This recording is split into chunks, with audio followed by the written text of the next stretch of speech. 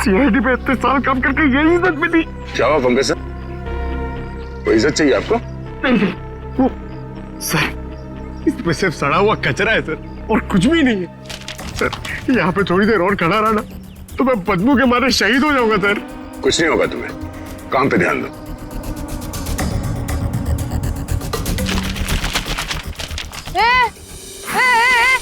ये क्या कर रहे हो? ये मेरा इलाका है, यहाँ मैं किसी और को कब्जा जमाने नहीं दूंगी। अरे कौन कब्जा करना चाहता है? मेरा बस चले तो मैं खुद यहाँ से सलट लूं। तो फिर मेरे इलाके में कचरा चुनकर ये मेरे पेट में लात क्यों मार रहे हो? अरे मेरी माँ, आपके पेट पे कोई लात नहीं मार रहा है, मैं खुद यहाँ पे अपनी नौकरी बचा रहा हूँ। देखो तुम लोग जाओ यहाँ से, ये मेरा इलाका है, मैं किसी और को कचरा चुनने नहीं दूंगी। जाओ जाओ। हम लोग सीआईडी से हैं और इस कचरे में सुराग ढूंढ रहे हैं। हाँ? सीआईडी? रुक रुक, देखो जरा, चलो। सर, हाँ, सर पे पैर रख के भाग गई सर। आपको थोड़ा सॉफ्ट रहना चाहिए, आपको देख के डर के भाग गई सर। वो टाइम नहीं ना, वो कचरा।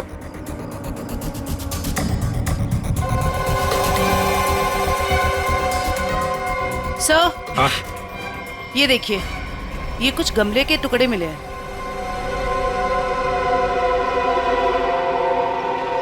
सर, खून लगा हुआ है। हाँ दया, लगता है ये वही फ्लावर प्लॉट है जिससे खून हुआ है। अब ये खून शोभा का है या नहीं, ये तो फोरेंसिक लैब से ही पता चल जाएगा। लेकिन और भी तो कुछ होना चाहिए यहाँ पर, और कुछ होना चाहिए। देखो जरा, अच्छी तरह से देखो दोबारा। सर बाकी तो हमने हर जगह देख लिया सर, और ऐसा कुछ मिला नहीं। जो देखो तो सही। यहाँ मैंने कुछ नहीं किया साहब, मैं निर्दोष हूँ साहब, मैं निर्दोष हूँ। कुछ नहीं किया तो हमें देके भागी क्यों? वो साहब बिरजू कह रहा था कि जब भी पुलिस वाले देखो ना तो अपनी जान बचाओ और भागो, पता नहीं फिर कब मुसीबत में फंस जाए। एक मिनट, देखो, किसी भी मुसीबत में नहीं फंसोगे तुम। इतना बताओ, क्या सुबह तुमने यहाँ से कुछ कचरा उठाया था? हाँ, घबराओ मत, उठाया था कचरा? हाँ उठाया तो था, इस थैले में ही है। दिखाओ जरा। नहीं नहीं, मैं नहीं दूंगी, ये मेरी रोजी रोटी है साहब। अरे हमें उसका भजिया नहीं तलना है, हमें सिर्फ ये देखना है कि उसके अंदर क्या है। इधर दो।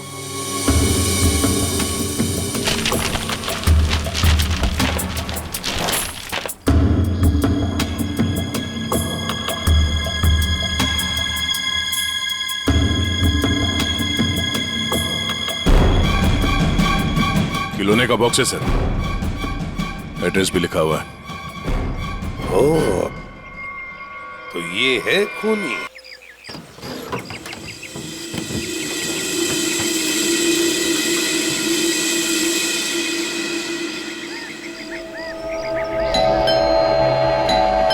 कचरा, कचरा।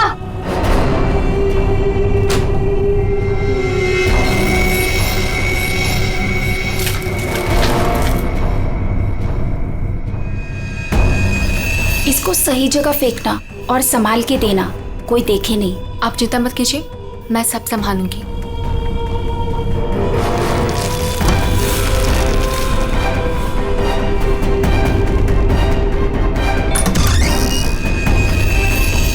जल्दी दो।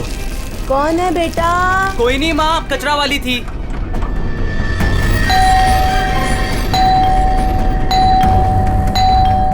अरे कौन है? कचरा। अरे आ रही हूँ, क्या बैग खराब कर देगी? है? तू कौन है? मैडम, मैं ना नई सफाई वाली है। वो क्या है ना, सविता गांव गई है तो उसकी जगह मेरे को रखा है यहाँ पे। ये सेक्रेटरी भी ना इन्फॉर्म ही नहीं करता है और किसी को भी रख देता है काम पे। क्या मैडम, सुबह सुबह चिलम चिली करने का? लाओ, वैसे भी मेरे को 10 और घरों में जाना है। लाओ जल्दी दो। है तेवर तो देखो, जैसे ऑफिस ही जाना है तुझे। चल जा, नहीं देते डब्बा। हाँ हाँ तो मत दे। वैसे भी तेरे कचरे से कितनी बदबू आ रही है। अच्छा, परफ्यूम मार के दूं कचरा तुझे? अरे तो मैं मरी नहीं चाह रही हूँ लेने के लिए। बात तो ऐसे करी है जैसे लगता है कचरा नहीं सोना मांग लिया हो। एक मिनट, कहीं आप वही झगड़ालू औरत तो नहीं जो घड़ी घड़ी सबसे झगड़ा करते फिरते रहती है? हाँ, अरे बहुत किसे सुने हैं आपके बारे में। हाँ ए लड़की, मुझसे सवाल चला रही है तू? हाँ, औकात क्या है तेरी? क्या हुआ? सुबह सुबह ये चिल्लम चिल्ली क्या चल रही है? देखो ना मैडम, मैं ना नई सफाई वाली कचरा लेने के लिए आई थी। वो सविता ना गाँव गई है, उसकी जगह मैंने को रखा है यहाँ पर। मैडम से कचरा क्या मांग लिया? ऐसा लग रहा है कि इसका कचरा बेच करके कोई सोने का महल बना लेगी मैं। बाबा रे बाबा, कितना झगड़ा करती है ये। ओह, तो इसमें कौन सी नई बात है? सबके साथ झगड़ा करना इनकी पुरानी आदत है। आ गई होशियारी झाड़ने। ए सुन, हमारे फटे में टाउन मत अड़ा, माइंड योर ओन बिजनेस। चल, देख रहे हो ना कैसे झगड़ा कर रही है ये। वाह वाह, बड़ी आई, माइंड योर ओन बिजनेस। पहले अपने माइंड का इलाज कराओ। सबके नाक में दम करके रखा है अपने रोज के झगड़ों की वजह से। भाभी जी please, I am sorry, I am really sorry. आप अंदर जाइए। शोभा, अंदर जाओ।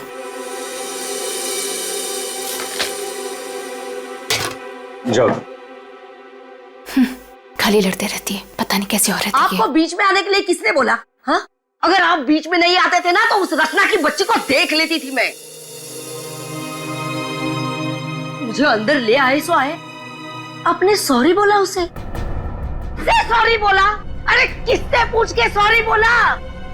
हमेशा से गलत काम करते हो, हमेशा से गलत काम करते रहते हो। हाँ हाँ हाँ, सब हमारी गलती है, हमारी गलती है सब। लोग हमसे बात नहीं करते, लोग हमें देख करके दूर भाग जाते हैं, कोई हमें अपने घर में नहीं बुलाते, सब हमारी गलती है। शोभा प्लीज देखो, शोभा इस तरह से बात बात में लोगों के साथ झगड़ा करना बंद कर दो।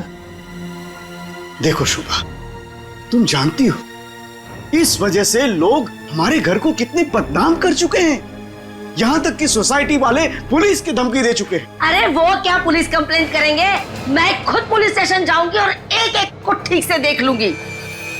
और आप उनकी साइड ले रहे हो? उनकी? आपको अपनी बीवी की कोई फिक्र नहीं है क्या? हाँ, मैं तो हूँ ही ऐसी, झगड़ालू हूँ। मैंने सबकी नींद हराम करके रखी है। और ये बिल्डिंग वाले, ये तो संत महात्मा है ना। बहू, वो लोग भी गलत हो सकते हैं, लेकिन लोगों से बात करने का एक अलग ही तरीका होता है। आइए आइए, पधारिए। अरे मैं तो वही सोच रही थी कि अब तक आप कैसे नहीं पधारी अपने लाडले की तरफदारी करने के लिए। देखिए माँ जी, एक तो वैसे भी इन्होंने आपको मेरे मत्थे मड़ा है, वो भी मुझसे पूछे बिना। मेहमान बनकर आई हो तो मेहमान बनकर रहो घर में। शोभा, माँ से इस तरह से बात नहीं किया करते। तो आप कहो ना अपनी माँ से कि मुझसे बात ही ना करे। अरे पूरा दिन इनकी सेवा करती रहती हूँ, फिर भी ये सब सुनना पड़ता है। बस मॉम बस, सुबह सुबह दिमाग खराब करके रख दिया है। और अब दादी और डैड से कैसे बात कर रहे हो? क्या ये घर दादी का नहीं है? चुप कर, बदतमीज लड़की। बड़ों के बीच में बात करने से अच्छा है कि तुम अपनी पढ़ाई करो। पर तुम कहाँ पढ़ाई करती हो, पूरा दिन इस मोबाइल और लैपटॉप में घुसी रहती हो। ये किसकी फोटो है? कौन है ये लड़का? तेरा बॉयफ्रेंड तो नहीं है? मॉम, जैसे अभी आपने बताया ना कि मैं आपके मामले में इंटरफेयर ना करूं, वैसे आप मेरे मामले भी में इंटरफेयर ना करें तो अच्छा होगा। बदतमीज लड़की, मुझसे जबान लड़ा रही है तू। बड़ों से बात करने का तमीज नहीं है तुझे? अगर मुझसे जबान लड़ाई ना तो याद रखना। हाँ, क्या कर लोगे आप? हाँ, क्या कर लोगे? जैसे भैया को इस घर से निकाल दिया, वैसे मुझे भी निकाल दोगे? हाँ? माँ, शोभा, बस बहुत हो गया। ऐसे किसी जवान लड़की से बर्ताव नहीं किया जाता। माँ, तुम्हें मंदिर जाने में देर हो रहा है ना, चलो मैं तुम्हें मंदिर छोड़ देता हूँ। काव्या, तुम्हें कॉलेज जाना है ना, चलो मैं तुम्हें ड्रॉप करता हूँ। चलो जल्दी चलो। तुझे तो मैं देख ही लूंगी। बहुत बदतमीज होने लगी है आजकल।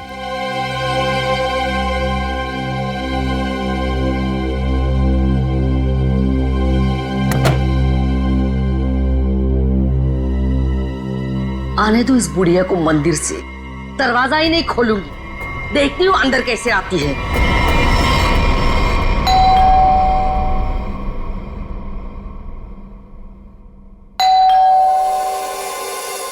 शोभा, दरवाजा क्यों नहीं खोल रही हो? शोभा, क्या माँ जी? आपने शोभा को कहीं जाते हुए देखा है क्या? क्या हुआ माँ जी? रचना, तूने शोभा को कहीं देखा है क्या? माँ जी, मेरे इतने भी बुरे दिन नहीं है कि मैं उनको देखूं। पता नहीं उसमें भी उनको कोई प्रॉब्लम हो जाए। पर हुआ क्या? शोभा दरवाजा नहीं खोल रही है। अब सर आप जाके सेक्रेटरी को बुला के लाइए ना प्लीज। अभी बुलाता हूँ। शायद वो बाथरूम में नहा रही हो। इतनी देर से नहा रही है? शायद अपना पाप धो रही होगी। माँ जी, आपके पास घर की दूसरी चाबी होगी ना? नहीं है। एक मिनट माँ जी, मैं आपके बेटे मनीष को फोन करता हूँ। हटिए हटिए।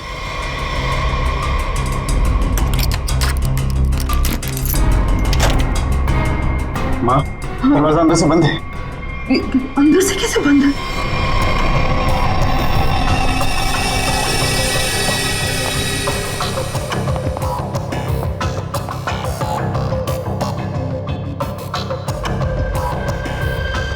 सर, घाव काफी गहरा है, लगता है किसी भारी चीज से वार किया गया है।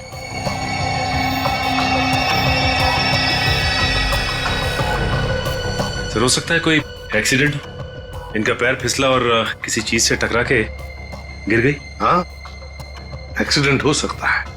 एक काम करो, घर में जितना सारा फर्नीचर है चेक करो, उसके कॉर्नर चेक करो फर्नीचर के, और फिर देखो कहीं पर नुकीली चीज है क्या, शायद उससे टकराई हो। सर,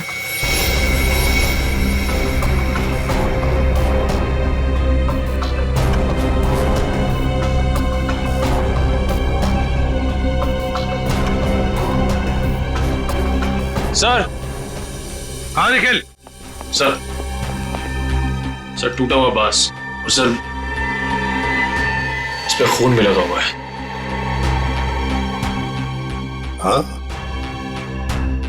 लगता है खूनी ने ये बांस बेचारी शोभा के सिर के पीछे मारा है इससे जोर से, और फिर शायद शोभा अपनी जान बचाते बचाते यहाँ से बाहर गई, गिर गई और फिर दम तोड़ दिया होगा। लेकिन सर, दरवाजा तो अंदर से बंद था, कुंडी लगी हुई थी, तो फिर खूनी घर से बाहर गया कैसे होगा?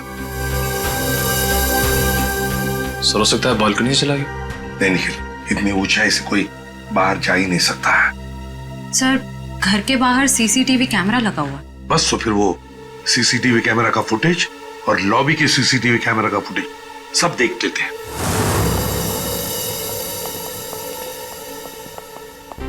मनीष जी, आज सुबह आप, आपकी माँ और बेटी काव्या जब घर से बाहर गई तब शोभा जिंदा थी, है ना?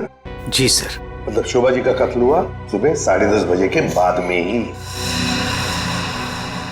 पर काव्या, तुम 11 बजे कॉलेज से वापस क्यों आ गई थी? देखो, चुप रहने का कोई फायदा नहीं है। हमने लॉबी के सीसीटीवी फुटेज में देख लिया है, तुम ठीक 11 बजे बिल्डिंग में अंदर आई थी। काव्या, तुम कॉलेज नहीं गई? वो मेरा फ्रेंड अश्मित हमारी विंग में रहता है, मैं उसी से मिलने वापस आई थी। अपने बॉयफ्रेंड से मिलने गई उसी वक्त जिस वक्त अपनी माँ का कत्ल हुआ।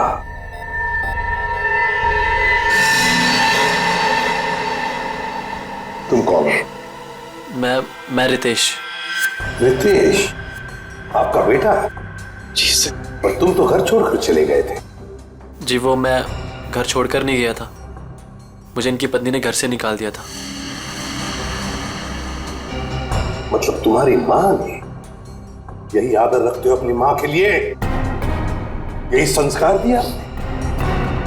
जब तुम यहाँ रहते नहीं थे तो किस लिए आए थे यहाँ पर? जी, वो मैं किशोर से मिलने आया था। सर, अगर आपने सीसीटीवी फुटेज देखा होगा तो आपने देखा होगा कि मैं अपने डॉग को बाहर घुमाने लेके गया था। क्या बात है किशोर, जब ये रितेश तुम्हारे घर पे तुमसे मिलने आया तो तुम अपने घर से बाहर कुत्ता घुमाने निकल गए? हाँ?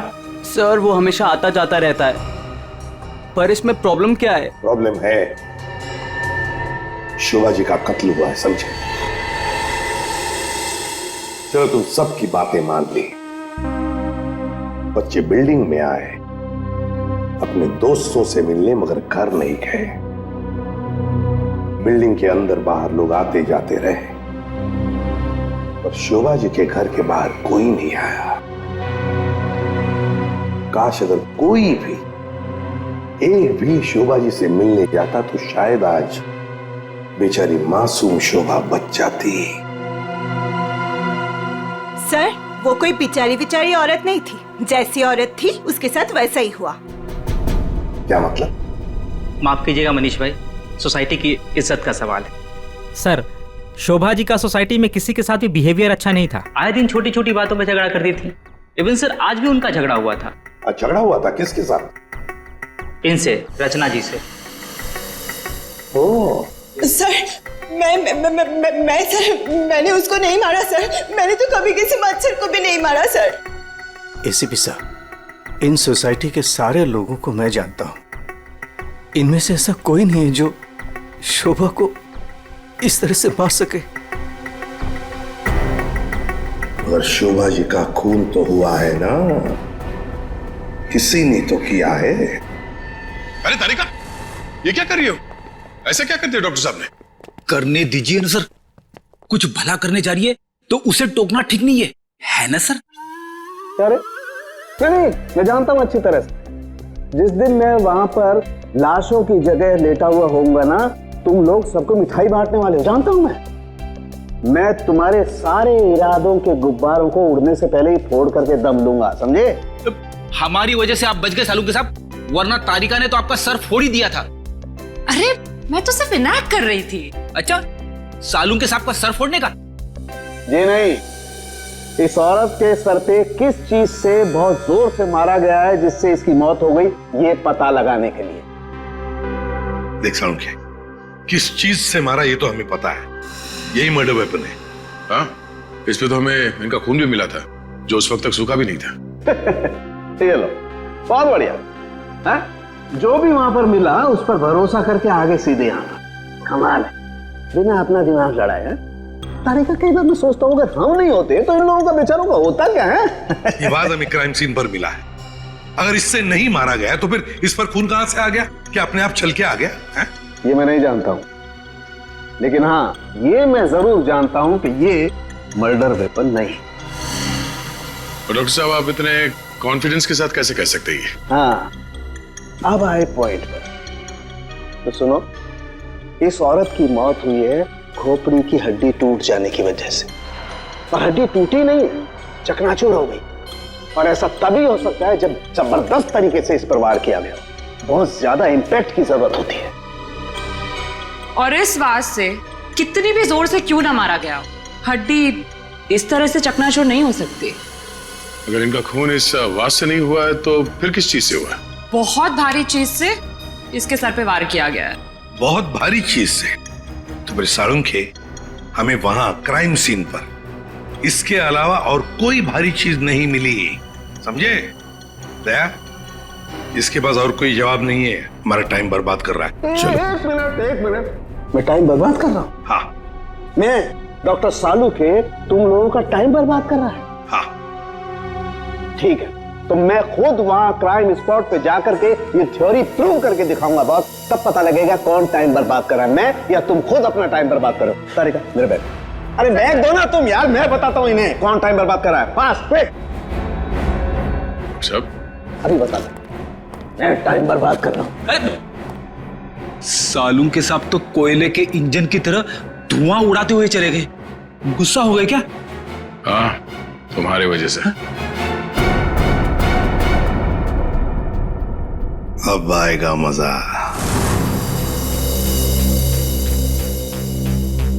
सब कुछ ढूंढ लिया, आप क्या ढूंढेंगे? अपना सर ढूंढो। कहा था ना यार तुमसे, कोई भारी चीज से मारा गया तो भारी चीज ढूंढो ना प्लीज। साहब, क्या लगता है इससे मारा होगा? सर, सर क्या इससे मारा होगा? नहीं, इससे नहीं हो सकता। सर, ये देखिए सर, काफी भारी है सर, इससे मारा होगा।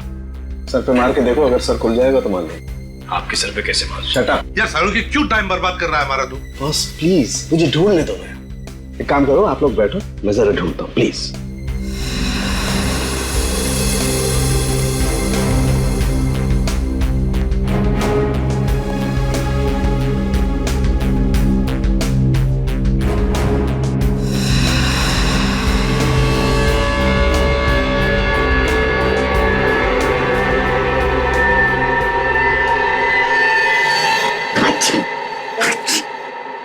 पूरी दुनिया में सर्दी फैलाएगा।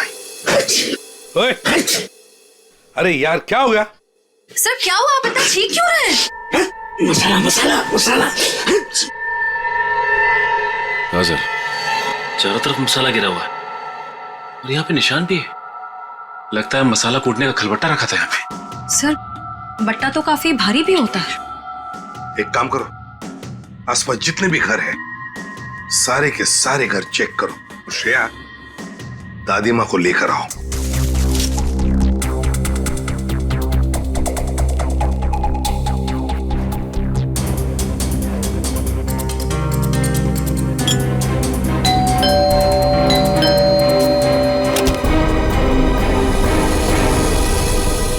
आप लोग? हमें आपके घर की तलाशी लेनी है। लेकिन खून तो वहां हुआ है, आपको यहाँ क्या मिलेगा? देखिए, आपकी बिल्डिंग में खून हुआ है। क्या आप चाहती हैं कि एक और खून हो जाए? प्लीज हमें अपना काम करने दीजिए। ओके, आइए।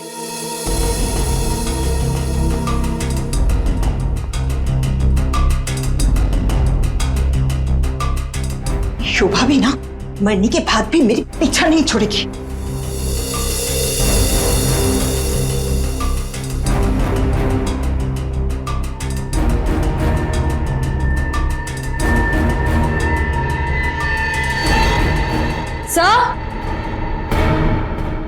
आश्रया, सर ये देखिए।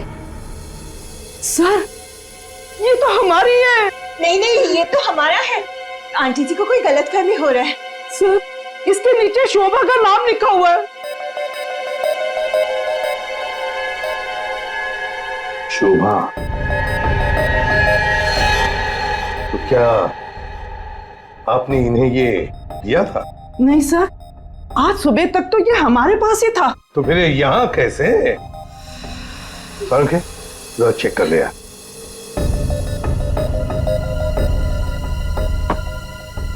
वो क्या है ना सर, मैंने गुल्लू के पापा को छोले खिलाने का वादा किया था। शोभा जी तो मर ही गई थी, वो इससे क्या करती, इसलिए मैं ये लेके चली आई। मैंने कोई खून नहीं किया सर, मैं सच बोल रही हूँ सर, मैंने कोई खून नहीं किया। बॉस, इन पर तो कहीं भी खून के ट्रेसेस नहीं। खून का निशान नहीं? मतलब ये मर्डर वेपन नहीं है? मुझे लगता है शोभा ही हमें बताएगी कि उसका खून कैसे हुआ है और किसने किया।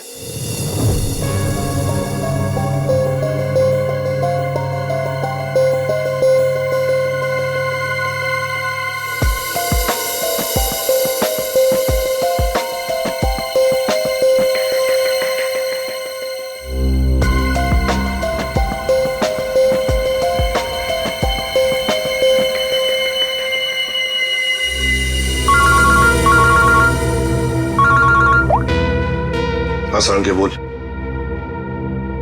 अच्छा, गेरू मिट्टी। अच्छा ठीक है सचिन, मर्डर वेपन का पता चल गया है। पर वो क्या है सर? गमला। गमला? हाँ गमला। साळुंखे को शोभा के कान में गेरू मिट्टी के कुछ अंश मिले। गेरू मिट्टी जो गमले में इस्तेमाल होती है। सर हमें शोभा के घर में एक भी फ्लावर पॉट नहीं मिला। देखते हैं।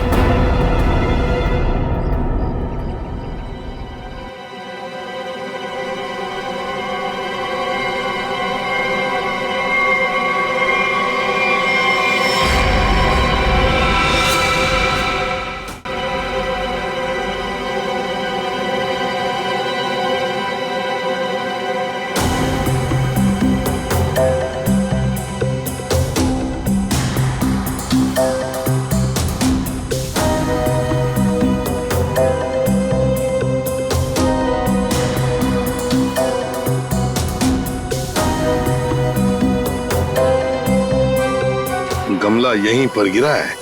पर सर गमला गया कहाँ? हो सकता है किसी ने साफ कर दिया हो ताकि कोई सुराग न बचे, लेकिन मौत हुई है इस गमले की वजह से ही। लेकिन सर ऐसा कैसे हो सकता है? घर के बाहर लगे सीसीटीवी फुटेज में तो हमने किसी को कमरे के अंदर जाते देखा नहीं। तो फिर शोभा जी के सर पे गमला मारा किसने होगा? वही तो समझ में नहीं आ रहा है सचिन कि गमला मारा किसने, और फिर इतने जोर से मारा है कि किसी इंसान की जान ही चली जाए। हाँ सर, सवाल ये भी है कि बंद कमरे से खूनी बाहर गया कैसे? जमीन चीर के या आसमान फाड़ के? जमीन चीर के तो नहीं निखिल, जमीन चीर के नहीं, आया होगा तो आसमान फाड़ के ही। 1 2 3 4 5 6 7 7वें मंजिल पर शोभा जी रहती है, वो रही उसकी बालकनी, और बिल्कुल उसी के ऊपर है 8वें मंजिल की बालकनी।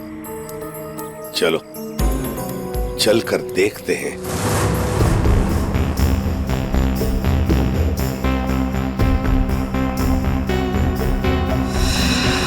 सर, हाँ श्रेया।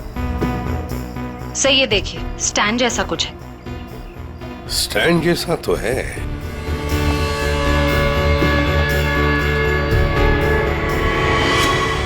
श्रेया, ये गमले का ही स्टैंड है। गमला इसी स्टैंड पर था। ये देखो, यहाँ से गमला यूं धक्का मार के नीचे फेंका गया। ये फ्लैट किसका है? सर किसी एनआरआई का है, और बिल्डिंग का सेक्रेटरी होने के नाते इसकी चाबी सिर्फ मेरे पास ही रहती है सर। क्या हाल फिलहाल में यहाँ पर कोई आया था? मुझे नहीं पता। तुम्हें पता नहीं? तो फिर इसका एक ही मतलब हो सकता है कि जबकि इस फ्लैट की चाबी सिर्फ तुम्हारे पास ही है, तो इस फ्लैट में भी सिर्फ तुम ही आए होंगे। ये क्या कह रहे हैं सर? मेरे कहने का मतलब है कि फ्लैट की चाबी उन्होंने मुझे दी थी। क्या है सर कि सारे एम्प्टी फ्लैट की चाबी ऑफिस के ड्रॉअर में होती है। एजेंट लोग सर कभी भी आते जाते रहते हैं, तो सर मैं 24 घंटे उनके लिए घर पे थोड़ी ना रहूंगा सर। ये खाली फ्लैट्स की चाबियां ऑफिस में रहती है, ये बात सबको पता है?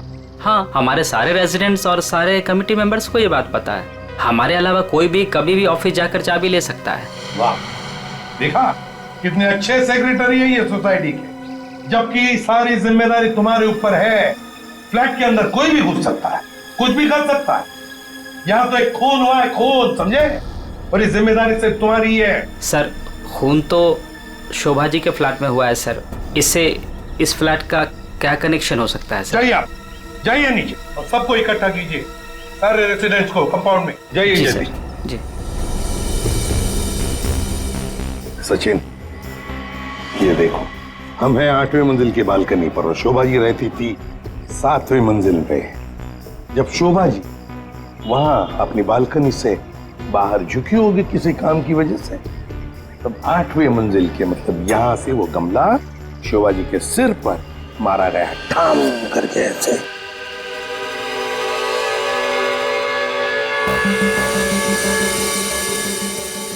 भगवान का लाख लाख शुक्र है, वरना आज तो मसाला कूटने के चक्कर में मेरी कुटाई हो जाती उन सीआईडी वालों के हाथों। इसीलिए छोले को मारो गोली, ये लौकी खिला दूंगी गुल्लू के पापा को। ओह गॉड!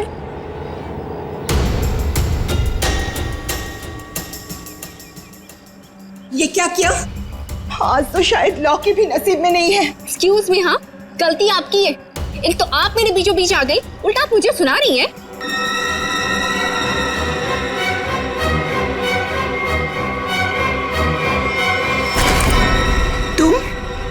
तुमको तो मैंने कहीं देखा है। देखिए, आपका जो कुछ भी नुकसान हुआ है उसके लिए आई एम सॉरी। मैं थोड़ी जल्दी में हूँ। रुक रुक, तुम वही सफाई करने वाली हो ना?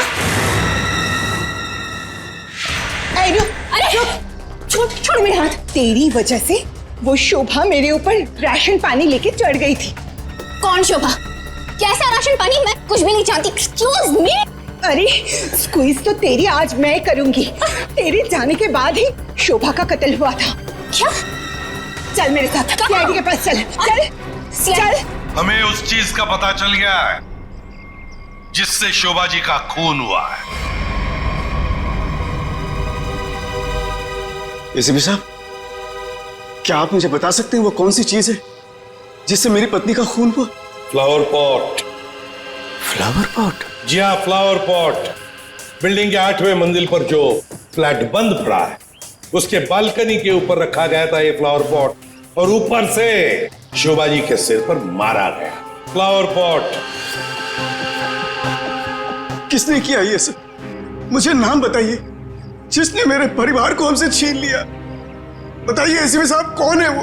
ये तो कहना पड़ेगा कि बड़ा चालाक खूनी है ये, बहुत अच्छी तरह से प्लानिंग की थी, लेकिन भूल गया कि कोई भी कातिल कितना भी चाहे चालाक क्यों ना हो, कोई ना कोई गलती तो कर ही जाता है। जानना चाहते हो कौन है वो खूनी? आप में से ही कोई है, आप में से।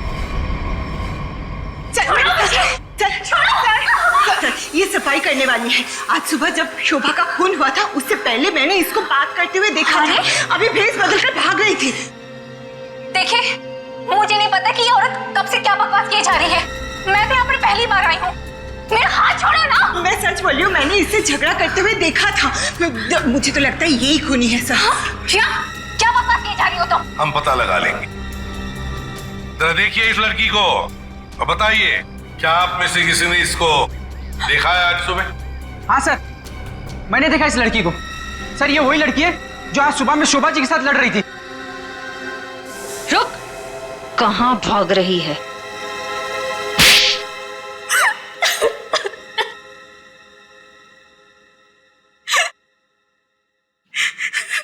ये सब रोना धोना बंद करो और बताओ कौन कौन है इसके पीछे। तुम्हारे अकेली का काम नहीं है ये, बताओ जल्दी।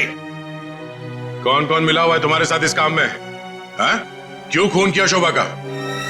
खून? नहीं नहीं सर, मैंने कोई खून नहीं किया। मुझे कुछ नहीं पता, मैं सच कह रही हूँ। जमाना बड़ा बदल गया है सर। इतनी महंगी घड़ी और ब्रांडेड चप्पलें पहन के घूम रही है।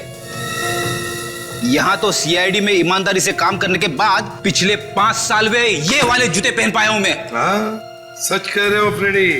लेकिन ये है ना, मुखौटा पहनी है सफाई कामगार का, है तो कोई और ही। पूर्वी, ऐसा नहीं बताइए। हाँ बोल नहीं, प्लीज प्लीज मैम, मुझे मत मारिए। मैं बताती हूँ, मैं सब सच बताती हूँ। दरअसल मेरे पास एक फोन कॉल आया था। कौन लोग थे मुझे नहीं पता, लेकिन वो लोग शोभा से बदला लेना चाहते थे। बदला कैसे लेना है वो सारे इंस्ट्रक्शन मुझे फोन पर बता दिए गए थे। मैंने बस उसे फॉलो किया था और कुछ नहीं किया था, खून नहीं किया था सर। एक अनजान आदमी ने तुम्हें फोन कॉल किया और तुम उसकी मदद करने के लिए तैयार हो गई? हाँ सर। ऐसी क्या दुश्मनी थी तुम्हारी शोभा से? सर, शोभा अच्छी औरत नहीं थी। वो बहुत ही घमंडी और झगड़ालू किस्म की औरत थी। समय एक स्टोर में सेल्स गर्ल का काम किया करती थी। मेरे स्टोर में आई वो एक दिन, नेल पेंट दिखाने के लिए कहा। नेल पेंट का ढक्कन जब मैं खोल रही थी तो सर गलती से वो नेल पेंट की कुछ बूंदें उसके साड़ी के पल्लू पे गिर गई थी सर। उसके बाद उसने जो हंगामा खड़ा किया, मैंने उससे माफी मांगी, मिन्नती की कि प्लीज मुझे माफ कर दीजिए, लेकिन उसने मेरी एक बात भी नहीं मानी। मैनेजर के पास चली गई सर। मैनेजर ने मुझे नौकरी से बाहर निकाल दिया। 2 महीने तक मुझे कहीं कोई नौकरी नहीं मिली। घर का किराया तो दूर, खाने तक को मेरे पास पैसे नहीं थे। मकान मालिक मेरे सिर पर चढ़ करके मुझे परेशान करने लगा, कहा कि निकलो मेरे घर से। सर, उसने मेरी पूरी जिंदगी तबाह कर दी। फिर मैंने ठान लिया था कि उस शोभा से मैं बदला जरूर लूंगी। इसलिए तुमने कानून को अपने हाथ में लेने का फैसला किया है? सर, मैं मानती हूँ कि मुझसे बहुत बड़ी गलती हो गई। प्लीज आप लोग मुझे माफ कर दीजिए, प्लीज। ये लो, सब कुछ मान लिया तो माफी मिल गई? ऐसे लगता है तुम्हें? है? तुम्हारी सजा हम कम कर सकते हैं, मगर एक शर्त पर। हाँ सर, मुझे आप लोगों की सारी शर्त मंजूर है। बताइए मुझे क्या करना होगा। तो ये बताओ कि फोन पे एग्जैक्टली क्या इंस्ट्रक्शन दिए गए थे तुम्हें? मुझे बस वो फ्लावर पॉट गिरने के बाद उसे साफ करने के लिए कहा गया था। वो फ्लावर पॉट जैसे बालकनी से शोभा के सर से टकराकर नीचे गिरा तो मेरे पास उसे झट से साफ करके वहां से मैं निकल गई। बस यही किया था मैंने। वो फ्लावर पॉट किसने फेंका था? Flower pot? नहीं, किसी ने फेंका नहीं था। किसी ने नहीं फेंका? ये कैसे हो सकता है? कोई तो ऊपर था फेंकने वाला। नहीं सर, मैं सच कह रही हूँ, वहाँ पर कोई नहीं था। वो फ्लावर पॉट अपने आप गिरा था। कौन था ऊपर? यकीन कीजिए, मैं क्यों झूठ बोलूंगी आप लोगों से।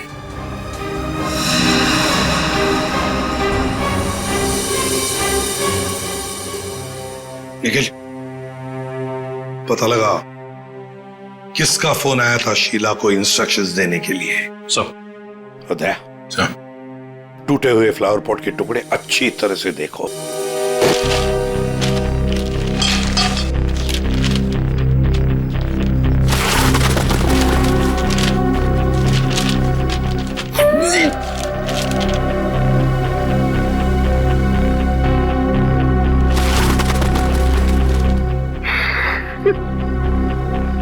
सीआईडी पे इतने साल काम करके यही इज्जत मिली।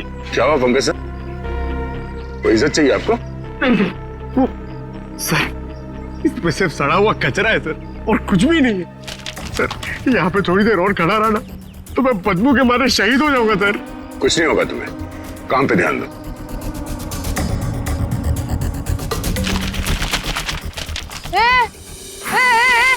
ये क्या कर रहे हो?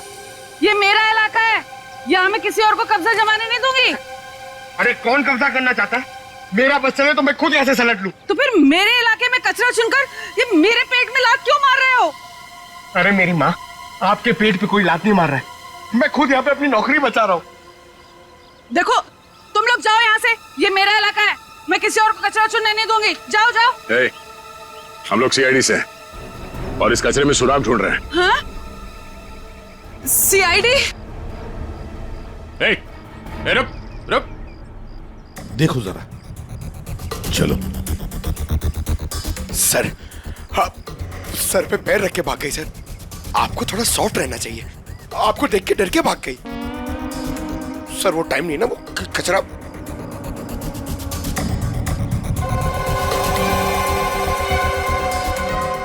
सर, हाँ? ये देखिए, ये कुछ गमले के टुकड़े मिले हैं।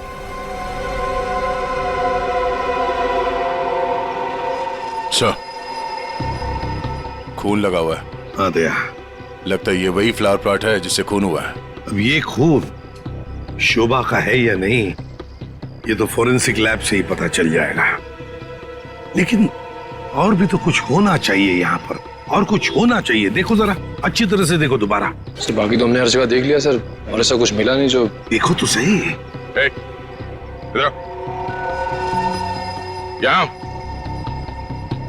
मैंने कुछ नहीं किया साहब, मैं निर्दोष हूँ साहब, मैं निर्दोष हूँ। कुछ नहीं किया तो हमें देख के भागी क्यों? वो साहब, बिरजू कह रहा था कि जब भी पुलिस वाले देखो ना तो अपनी जान बचाओ और भागो, पता नहीं फिर कब मुसीबत में फंस जाए। एक मिनट, देखो, किसी भी मुसीबत में नहीं फंसोगे तुम। इतना बताओ, क्या सुबह तुमने यहाँ से कुछ कचरा उठाया था? हाँ? घबराओ मत, उठाया था कचरा? हाँ, उठाया तो था, इस थैले में ही है। दिखाओ जरा।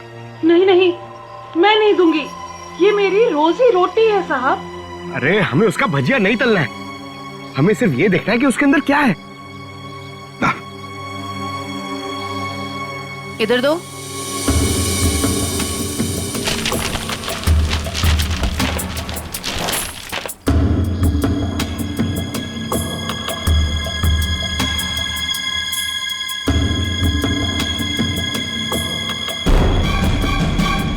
खिलौने का बॉक्स है सर, एड्रेस भी लिखा हुआ है। ओह, तो ये है खूनी।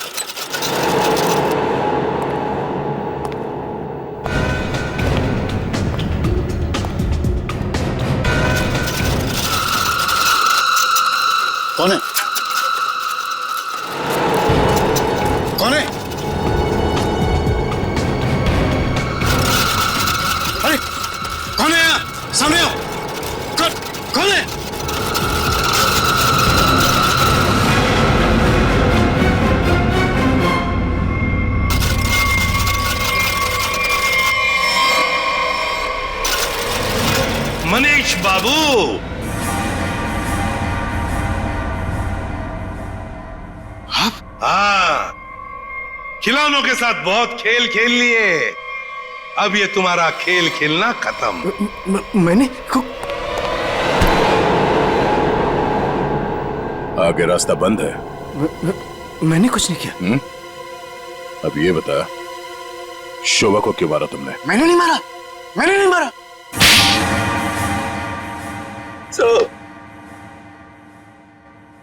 शोभा एक झगड़ालू औरत थी साहब, झगड़ालू औरत।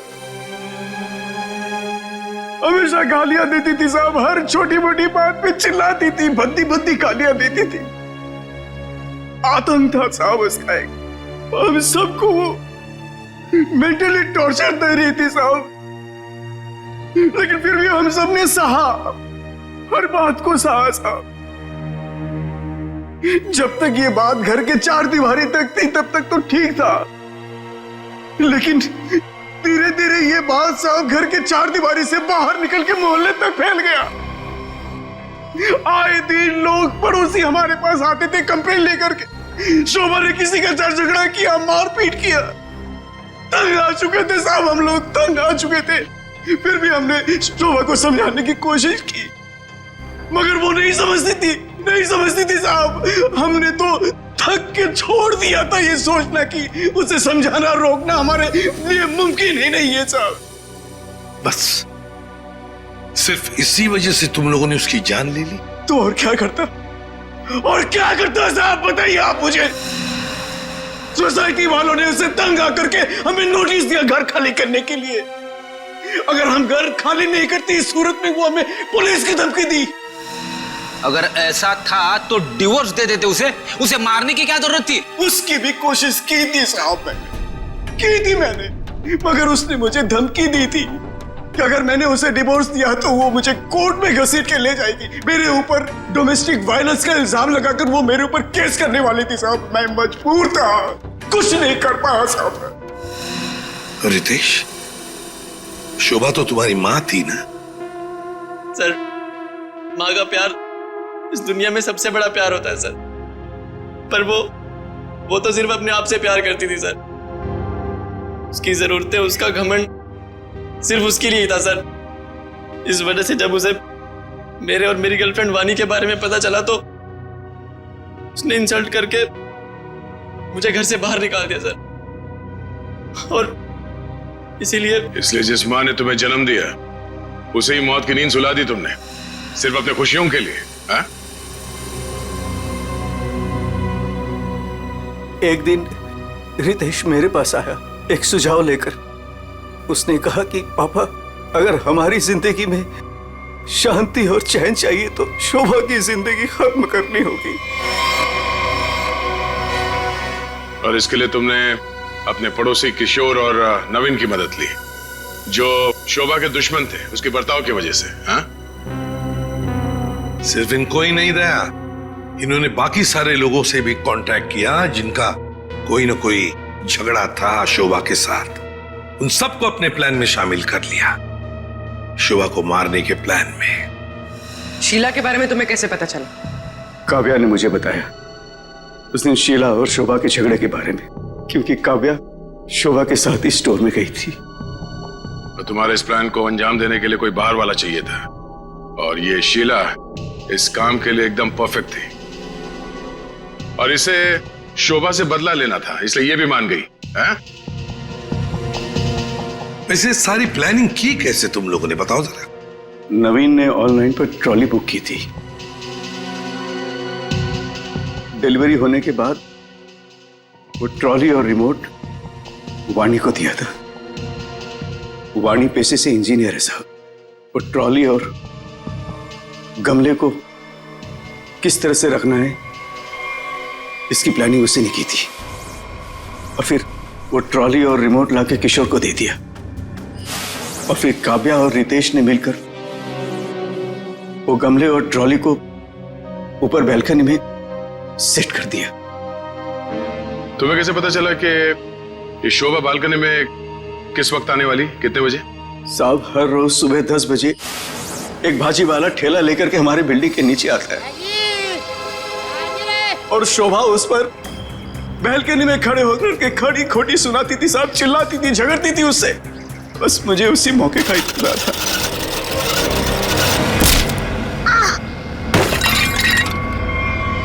और फिर मैंने मां को फोन किया।